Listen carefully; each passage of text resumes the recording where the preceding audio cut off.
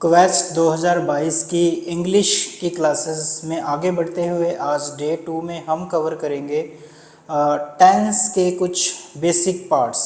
Tense के अंदर आज हम प्रेजेंट को पढ़ने वाले हैं। तो एक ही दिन के अंदर हम प्रेजेंट के जो चारों टेंसेस हैं उनको एक कंपैरिजन के फॉर्म में पढ़ेंगे और उससे रिलेटेड क्वेश्चंस किस तरह से के जनरेट हो सकते हैं आपके एग्ज़ाम के अंदर। एंड में हम उन क्वेश्चंस को देखेंगे। एंड में मैं आपको एक क्वेश्चन सेल्फ करने के लिए भी दूंगा। तो शुरू से लेके एंड तक जिसने ये क्लास अच्छे से अटेंड की होगी वो ही एबल होगा उस क्वेश्चन का जवाब देने में। और वैसे मिलते जुलते हूबहू क्वेश्चन ही इस क्वेस्ट की जो एग्जामिनेशन है उसके अंदर आने वाले हैं। So let's get start. तो प्रेजेंट के जो चार टेंस हैं जिनको आप present indefinite, present continuous, present perfect continuous, इन चार नामों से जानते हो। तो मैंने जो लर्निंग टेक्निक है उसको इजी बनाने के वे से इनके वो नाम हटा दिए और पहचान के अनुसार ये चार नाम बना लिए। बोर्ड के ऊपर आप देख पा रहे हो। तो सबसे पहला जो टाइप है जिसको आप प्रेजेंट इंडेफिनिट बोलते हो उसको मैंने नाम दिया है मैं करता हूँ। प्रेजेंट कंटिन्यूअस को नाम दिया है मैं कर रहा हूँ। प्रेजेंट परफेक्ट को नाम दिया है मैंने कर लिया है। और प्रेजेंट परफेक्ट कंटिन्यूअस को नाम दिया मैं सुबह से कर रहा हूँ। अब इनकी पहचान को समझते हैं, कंपैरिजन करते हैं। जब भी आप कोई काम करने की बात करो तब टेंस यूज़ होंगे और जब वो काम प्रेजेंट में हो तब आप प्रेजेंट टेंस का यूज़ करके उन सेंटेंसेस को ट्रांसलेट करोगे।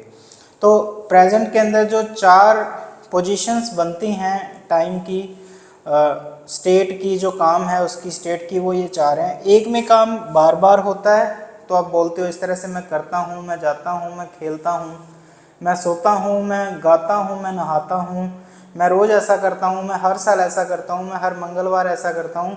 इसी तरह से प्रेजेंट कंटिन्यूअस की पहचान ऐसे है कि जो काम आप कंटिन्यूअसली लगातार अभी वर्तमान के अंदर कर रहे हो। तो मैं पढ़ा रहा हूँ, आप पढ़ रहे हो, लोग आ रहे हैं, वो जा रहे हैं, गाड़ी आ रही है, मैं जा रहा हूँ, ठीक है, आपको समझ आ रहा है, मैं समझाने की कोशिश कर रहा हूँ। तो ये सारी चीज़ें जिसमें काम लगातार हो रहा है वो आपका आ गया प्रेजेंट कंटिन्यूअस। और फिर प्रेजेंट परफेक्ट।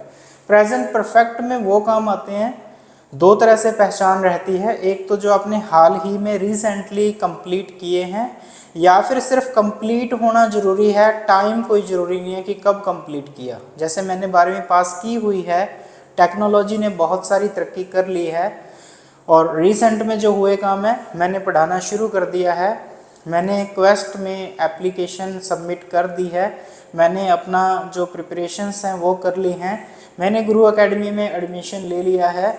तो जो काम अपने हाल ही में रिसेंट में पूरे कर दिए हैं वो टाइप आ गया। और फिर रहा जो है कंटिन्यूअस है, उसी का एक एक्सटेंडेड वर्जन है कि रहा हूँ, रहा है के साथ में टाइम भी दिया होता है से करके, मतलब जब से वो काम हो रहा है, अभी भी हो रहा है लेकिन शुरुआत का टाइम दे दिया, या फिर जितना टाइम हो गया उस काम को वो टाइम दे दिया कि कब से हो रहा है। तो इसके अकॉर्डिंग ये टेंस बदल जाते हैं। ये तो पहचान हुई आपकी हिंदी में। अब इसके पैरेलल इंग्लिश में भी इनकी पहचान है। जब भी आप करता हूँ की बात करते हो, ये ऑलरेडी कल की क्लास में डिस्कस हो चुका है। तो इसके अंदर आपकी वर्ब की फर्स्ट फॉर्म यूज़ होती है या उसके साथ एस या ई एस लगता है, और हेल्पिंग वर्ब की ज़रूरत पड़े तो डू डज लगता है। मतलब अपनी जो इसके अंदर क्वीन है, रानी है, वो आपकी वर्ब की फर्स्ट फॉर्म है या उसके साथ एस या ई एस है, और जो गोपी है साथ में वो डू डज है। तो इसी तरह से जो रहा है, रहा की पहचान के लिए जो मेन वर्ब है उसकी आईएनजी यूज़ होती है, और प्रेजेंट में वो काम हो रहा है विदाउट किसी टाइम के, तो साथ में जो हेल्पर आता है इसके अंदर हेल्पिंग वर्ब आती है, वो आती है इज या आर या एम। फिर जो काम फिनिश हो गए हैं, कर लिए हैं, तो फिनिश होने का सेंस देने के लिए वर्ब की थर्ड फॉर्म आती है, और आपने रिसेंटली कवर किया है, पूरा किया है उस काम को, इसको बताने के लिए हैज़, हैव, साथ में हेल्पिंग वर्ब आती है। और अगर कोई काम आप किसी दिए गए टाइम से कर रहे हो तो कर रहा के लिए तो आईएनजी फॉर्म ही आती है, लेकिन इस केस में इज आर एम ना आके यहाँ पे हैज़, हैव, बीन आ जाता है। और से करके जो टाइम है उसको एंड में आप बता देते हो सिंस या फॉर प्रेपोजिशन का यूज़ करके प्लस वो टाइम जो भी आपको दिया हुआ है। At the end since for का रूल भी मैं समझाऊंगा जब इस टेंस को कवर करेंगे। अब ये कंपैरिजन के फॉर्म में सारे टेंस हो गए, वन बाय वन सभी टेंस को कवर करके फिर उससे रिलेटेड क्वेश्चंस और सिंस फॉर का जो रूल है वो मैं आपको टीच करवाता हूँ। तो इसी अकॉर्डिंग आपके स्ट्रक्चर इस तरह से फॉर्म हो जाते हैं कि क्वेश्चन अगर पॉजिटिव क्वेश्चन पूछेंगे, मतलब जिसमें नहीं का यूज़ नहीं होगा, वो क्वेश्चन पॉजिटिव क्वेश्चन होता है। जिस क्वेश्चन में नहीं का यूज़ हो जाए वो नेगेटिव क्वेश्चन होता है, और जो आंसर पॉजिटिव हो जिसमें हाँ में जवाब दें वो पॉजिटिव, जिसको अपने अफर्मेटिव बोलते हैं, और नेगेटिव सेंटेंस हो गया जिसके अंदर नहीं के अंदर जवाब देते हैं। एग्जाम्पल हिंदी के अंदर अगर आपको बताऊं, जैसे मैं सुबह 6 बजे उठता हूं, ये आपका पॉजिटिव आंसर है।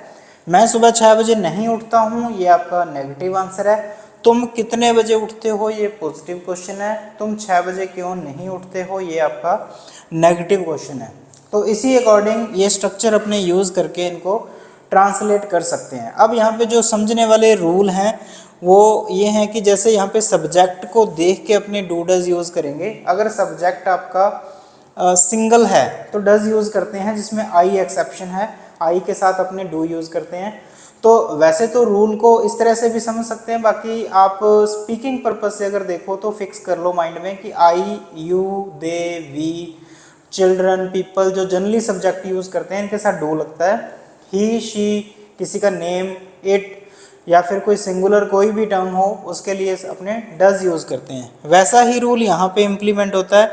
अगर सब्जेक्ट सिंगुलर है तो वर्ब के साथ एस लगाएंगे, प्लूरल है तो नहीं लगाएंगे। अब ये जो सारे रूल्स हैं इनको कवर करके क्वेश्चन आपके जनरेट होने वाले हैं। फिर एक WH का रूल है कि WH वर्ड जो है आपका क्वेश्चन वर्ड है, जैसे व्हाट, व्हेन, व्हाई, ये आपका इंग्लिश में शुरुआत में आता है।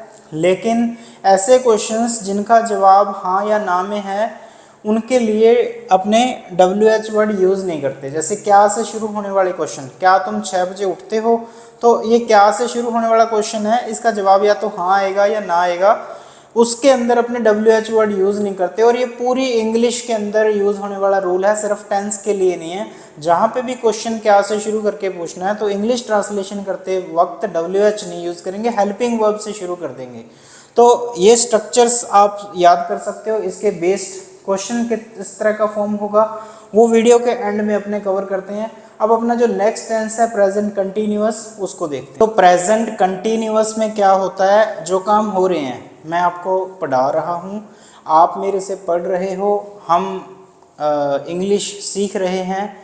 तो इस तरह के सेंटेंसेस जो अपने बोलते हैं उनकी ट्रांसलेशन के लिए अपने को वर्ब की ING फॉर्म चाहिए होती है, और प्रेजेंट को इंडिकेट करने के लिए ये जो हूँ है इसका इंग्लिश रूप है इज़ RM। लेकिन कई बार बच्चे गलती ये करते हैं कि है को हमेशा इज़ RM समझते रहते हैं, तो इज़ RM के बराबर है नहीं है, ये दिमाग से निकाल दो। कई बार बच्चे जो अपना फर्स्ट फॉर्म वाला केस है उसमें भी is RM plus first form लगा लेते हैं है को देख के, लेकिन हमेशा है बराबर इज़ RM नहीं है। डू डज नॉट लग गया तब भी अपना है बन जाता है। तो यहाँ पे हूँ को शो करने के लिए हालांकि इज़ RM यूज़ हो रहा है प्रेजेंट को, इसको आप समझो कि ये प्रेजेंट है, और प्रेजेंट को शो करने के लिए हिंदी में हूँ यूज़ हुआ है, इंग्लिश में इज़ RM है, लेकिन मीनिंग नहीं है कि है का मीनिंग इज़ RM है। रहा जब मिल गया, कंटिन्यूअस का सेंस जब मिल गया तो ING फॉर्म, और ING के फॉर्म के साथ इज़ RM। तो जो स्ट्रक्चर हैं वो ये यूज़ होंगे, तो आप इनको रीड कर सकते हैं। रूल जो यहाँ पे यूज़ होने वाले हैं WH के लिए जो ऑलरेडी बताया वो रूल तो है ही, क्या से जब क्वेश्चन शुरू हो तो WH वर्ड नहीं आता। अब यहाँ पे इज़ RM जो है वो सब्जेक्ट को देख के चूज़ होगा। अगर आपका सब्जेक्ट I है तो I के साथ हमेशा M आता है, सिंगुलर सब्जेक्ट है तो इज़, प्लूरल है तो R। जनरली जो सब्जेक्ट यूज़ होंगे, जैसे I के साथ M आ गया, V के साथ R, U के साथ R, दे के साथ R, children R, people R, किसी का नेम सुवेग इज़ टीचिंग, सुवेग पढ़ा रहा है, तो दे आर टीचिंग, वो पढ़ा रहे हैं, तो इज़ आएगा सिंगुलर के साथ, he is teaching, she is teaching, it के साथ आ गया इट इज़ हेल्पिंग। ठीक है, तो इस तरह से अपने इज़ RM को चूज़ कर सकते हैं। सो इनको देख के अपने ट्रांसलेशन कर सकते हैं। नेक्स्ट टेंस है जिसके अंदर मैंने काम कर लिया है। आपके घर के अंदर मेहमान आते हैं, आप बोलते हो गेस्ट आ गए, मैंने आइल्स का एग्ज़ाम दे दिया, मैंने फर्स्ट रैंक प्राप्त कर लिया, मैं चला गया, मैं आ गया, वो आ गया, हम चले गए, मैंने 12वीं पास कर ली, मैंने आइल्स का एग्ज़ाम दे दिया। तो इसमें ये होता है कि आपने जो काम है वो रिसेंटली पूरा किया है, या फिर टेक्नोलॉजी ने तरक्की बहुत कर ली है, मतलब ये भी काम फिनिश की स्टेट को बता रहा है कि कर ली है या कर ली। ठीक है, तो ये सारे जो सेंटेंसेस हैं जिनके अंदर काम आपका फिनिश हुआ है और रिसेंटली, या फिर फिनिश हुआ है लेकिन टाइम का लेना देना कुछ नहीं है, फिनिश होना बताना जरूरी है, तो ये इसकी पहचान है। तो इसकी ये पहचान देखने के बाद अपने ये डिसाइड कर लो कि पूरा करने को बताती है वर्ब की थर्ड फॉर्म।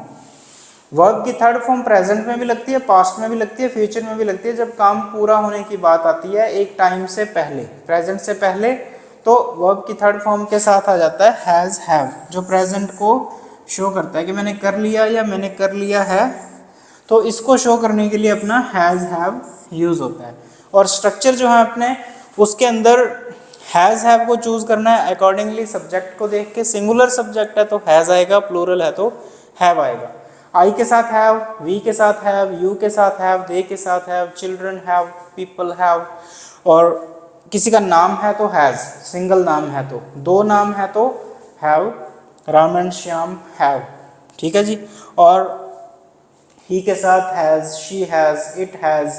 तो ये जनरल रूल्स हैं, इसके बेस्ड अपने सेंटेंसेस बना सकते हैं। जैसे मैंने आपको पढ़ाना शुरू कर दिया तो I have started teaching to you, मैंने आपको पढ़ाना शुरू कर दिया, मैंने टेंस कंप्लीट कर दिए, I have completed the tenses.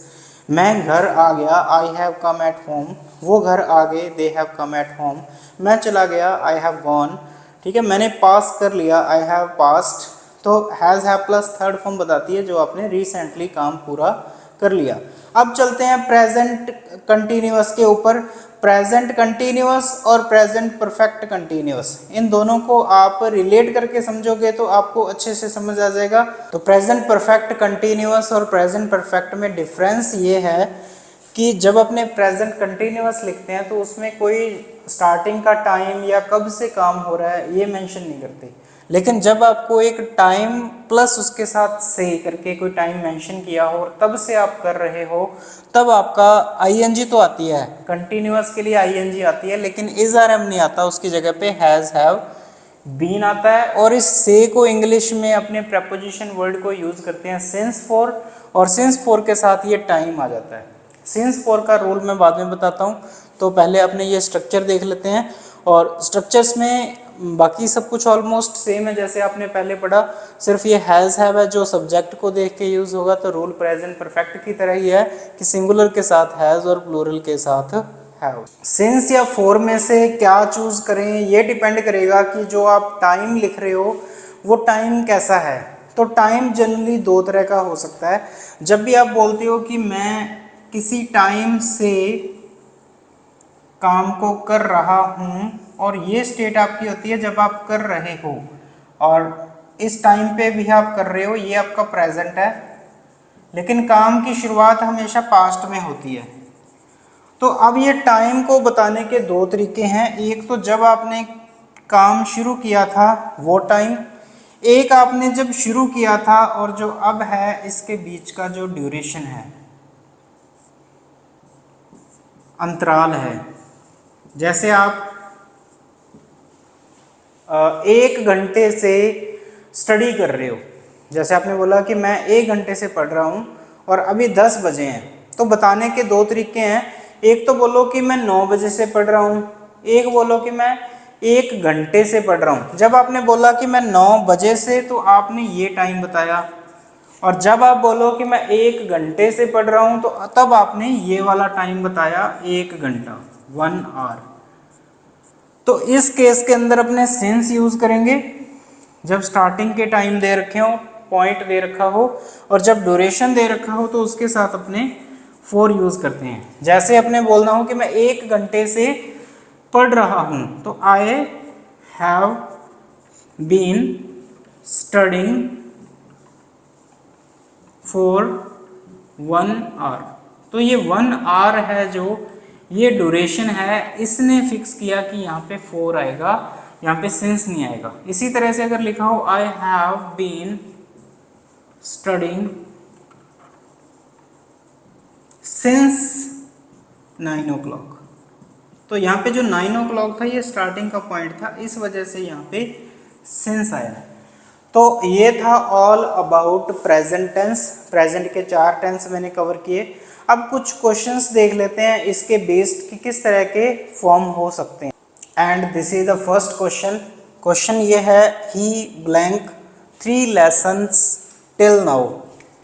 तो आगे जो यहाँ पे फिट हो सकते हैं ऑप्शन ये है he completes 3 lessons till now, he had completed 3 lessons till now, he is completing, he has completed. तो इस सेंटेंस को पढ़ने के बाद एक चीज़ हिंट दी है टेंस को पहचानने के लिए कि अब तक उसने 3 लेसन, फर्स्ट फॉर्म जोड़ के देखें अगर, अब तक वह 3 लेसन पूरे करता है, ये भी कोई बात नहीं है। उसने अब तक 3 लेसन कंप्लीट कर लिए थे, ये भी बात नहीं है। वह कंप्लीट कर रहा है अब तक 3 लेसन, ये भी नहीं है। अब तक उसने 3 लेसन कंप्लीट कर लिए हैं, ही has completed 3 lessons till now. तो हैज़ कंप्लीटेड आ गया कि प्रेजेंट तक कोई काम पूरा होने की बात हो रही है, तो थर्ड फॉर्म के साथ हैज़ हैव आता है, तो यहाँ से अपना ये करेक्ट ऑप्शन हो गया डी।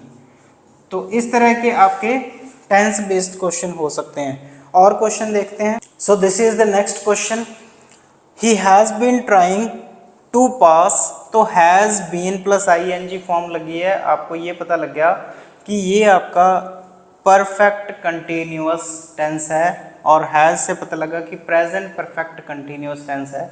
तो इसके लास्ट में आपको टाइम मिलता है, यहाँ पे लास्ट ईयर लिखा हुआ है, तो उसके पहले अपने जनरली सिंस 4 लगाते हैं। तो ये 2 ऑप्शन तो लगेंगे ही नहीं, ये साइड हो गए। अब सिंस या 4 में से एक आपने चूज़ करना है।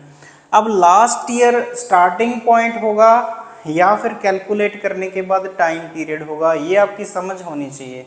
तो लास्ट ईयर स्टार्टिंग पॉइंट है जब से आपने ट्राई करना शुरू की थी, तो जब स्टार्टिंग पॉइंट दे रखा है तो वी यूज़ सिंस। सो इस केस के अंदर डी सही ऑप्शन है। ये था हमारा क्लास 2 जिसके अंदर प्रेजेंट टेंस कवर किया। अगर आपको कोई भी डाउट हो तो कमेंट करके बताएं, नेक्स्ट वीडियो के अंदर आपके कमेंट के ऊपर वर्क करेंगे।